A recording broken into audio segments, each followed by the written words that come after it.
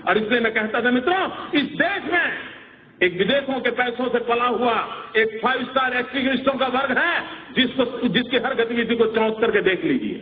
उनका काम यही होता है, कोई भी घटना घटे तो आतंकवादियों को बौद्धिक प्रोटेक्शन के लिए वो मैदान में उतर आते हैं, नई नई मनगढ़ंत स्टोरियां गढ़ाते हैं, नए नए तर्क देते हैं और आतंकवाद के खिलाफ अगर किसी ने आवाज उठाई, वो जैसे देश का दुश्मन है, कॉम्बिनर है, हिटलर है, न जाने कौन कौन से डिक्शनरी के शब्द हैं उसको निकाल के आते हैं। मित्रों, वो डरते हैं जो अपनी छवि के लिए मरते हैं। मैं तो वो इंसान हूं जो हिंदुस्तान की छवि के लिए मरता हूं, मुझे मेरी छवि की परवाह नहीं।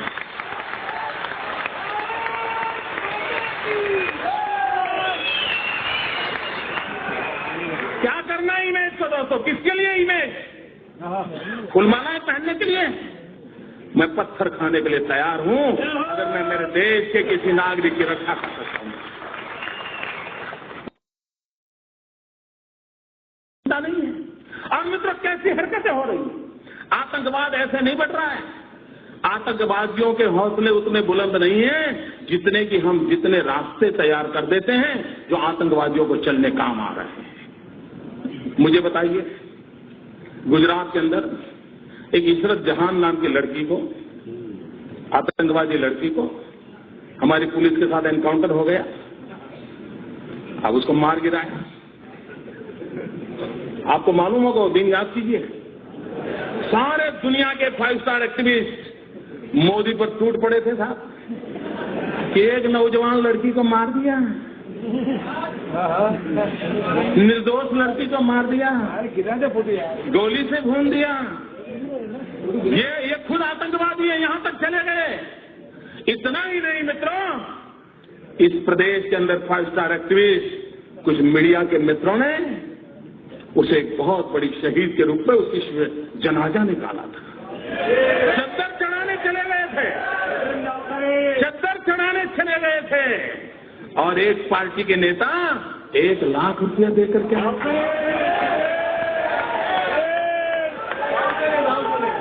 सब किया था, सब कुछ किया था। मैं चुप था, वैसे भी मैं ज्यादा बोलता नहीं था।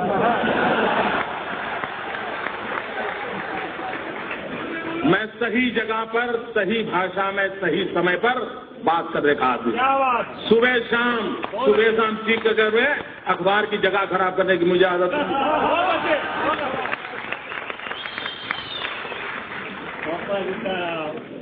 दो प्रकार के नेता होते हैं दोस्तों। कुछ नेता हैं जिनको सिद्धि में विश्वास है, कुछ नेता हैं जिनको प्रसिद्धि में विश्वास है।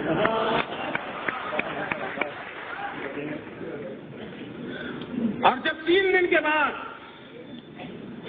ग्वाजा टाइम्स, जो लश्कर तोयबा का एक मुखपत्र है, उसने एक आर्टिकल लिखा, पाकिस्तान में आर्टिकल छपा कि हमें शान से गौरव हो रहा है कि इशरत जहान जैसे एक लड़की ने हमारे मकसद को पूरा करने के लिए अपने आप को बलि चढ़ा दिया। जब पाकिस्तान में, तब जाकर के चुप हो गए। फिर पता नहीं उनकी वो रिकॉर्ड की वो कैमरा वाली चीजें कहां चली गई, वो चद्दर चढ़ाने वाले कहां चले गए, सारा खो गए। चुप है 2 साल, इतने साल हो गए, चुप है, कोई पूछने वाला नहीं उनको। अगर मैंने ऐसी गलती की होती तो साहब मेरे बाल नोच लेते, मेरे बाल नोच लेते। इशरत जहान, मित्रों, अभी एक टीवी वाला बता रहा था कि किसी ने किसी लड़की को बम रखते देखा। मैं नहीं जानता उस सत्य क्या है। लड़कियों का उपयोग हुआ था। जिस दिन गुजरात ने इशरत जहान के एनकाउंटर में हत्या की, अगर महाराष्ट्र की पुलिस जाग जाती तो शायद ये लड़कियां बम रखने के लिए मैदान नहीं होती। लेकिन आपको परेशानी है, आपको निर्णय करने नहीं है, आप डरते हो। मित्र, ये घटनाएं होती है जब ऐसी बयानबाजी होती है, इस प्रकार के जनाजे निकाले जाते हैं, चद्दरें उड़ाई जाती हैं, 1-1 लाख रुपये चढ़ाए जाते हैं, तब जाकर के आतंकवादियों का हौसला बुलंद हो जाता है कि यार कुछ तो अपने रिश्तेदार यहां हैं, अपना काम चल जाएगा। मित्रों, मैं हैरान हूं, कांग्रेस पार्टी क्या कर रही है। कोयम्बटूर के अंदर 98 में एक बम धमाका हुआ, चुनाव सभा में बम धमाका हुआ। अडवाणी जी उस सभा को संबोधित करने के लिए पहुंचने वाले थे। 58 लोग मारे गए, 58 लोग मौत के घाट उतार दिए गए, निर्दोष लोग मार दिए गए। वो सारे लोग जेल में हैं। लेकिन आपको जानकर के हैरानी होगी मित्रों, केरल विधानसभा में वहां की सभी पार्टियों ने मिलकर के, वहां 2 पार्टियां प्रमुख हैं, कांग्रेस एंड कम्युनिस्ट, और बाकी उनके गठबंधन के साथी है, सबने सर्वसम्मति से एक प्रस्ताव पास किया कि 98 के केस में जो मुख्य गुनहगार मदनी करके जो जेल में है उसे जेल में से रिहा कर दिया जाए। क्या क्या सब समाचार देश को क्या संदेश देना चाहते हो आतंकवादियों को? केरल असेंबली ने और होली के दिन स्पेशल सत्र बुलाया था मित्रों, स्पेशल सत्र बुलाया था, और उस सत्र के अंदर प्रस्ताव पारित किया है कि कोयंबटूर का जो मुख्य गुनहगार है उस गुनहगार को जेल से बरी कर दिया जाए। क्यों? क्योंकि वो चुनाव में उसको कैंडिडेट बनाना चाहते थे। क्यों देश को गुमराह कर रहे हो? और मैं देश के बुद्धिजीवियों को कहना चाहता हूं, क्या ये गुनाह नहीं है देश के साथ? क्यों उनका हिसाब नहीं मांगा जाता है? अगर मोदी गुनाह करता है तो आपको अधिकार है, मैं सामने से कहता हूं अधिकार है, आप मेरी खाल उखाड़ दीजिए, लेकिन देश के हित में और लोग जो पाप कर रहे हैं उनसे भी तो देश को प्रशिक्षित कीजिए। क्या ये दायित्व नहीं है हमारा?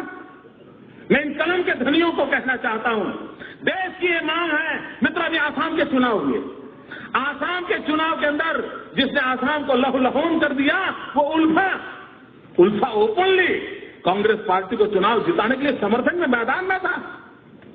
उल्फा जो आतंकवादी एक्टिविटी करता है, जो निर्दोषों को मारता है, किडनैप करता है, आप उसको चुनाव के अंदर आपका राजनीतिक फायदा हो रहा है, इससे उनका आप किस मुंह से आतंकवाद के खिलाफ लड़ोगे? मित्रों, बिहार में चुनाव हुआ, यूपीए का एक घटक दल वो चुनाव के अंदर एक मेहरबान को लेकर के चुनाव सभाओं में घूमते थे। क्यों घूमते थे? क्योंकि उसका दिखावा बिन लादेन जैसा था। बिन लादेन जैसा दिखता है, ये बिहार में लोगों को दिखा करके वोट मांगे जाते थे। मुझे कल्पना कर सकते हो मित्रों, आज भी हिंदुस्तान में कोई रावण कितना ही शक्तिशाली क्यों न था, लेकिन कोई निकलता है रावण के नाम पर कुछ लेने के लिए। ये बिन लादेन को लेकर के निकलते हैं साहब, और बड़े गौरव से, और टीवी के मित्र भी बड़े शान से बताते थे कि ये देखिए बिल्कुल बिन लादेन जैसे दिखते हैं। पता नहीं उनका किस जन्म का रिश्ता है, मैं नहीं जानता। क्या ये देश की सेवा हो रही है? मित्रों, मेरे भीतर एक आग है, इसलिए मैं बोल रहा हूं। मैं 200 लोगों की मौत देख नहीं सकता दोस्तों। ये मेरा राजनीति नहीं है, ये मेरी राष्ट्र नीति का हिस्सा है, और मित्रों मैं राजनीति के लिए साथ आने की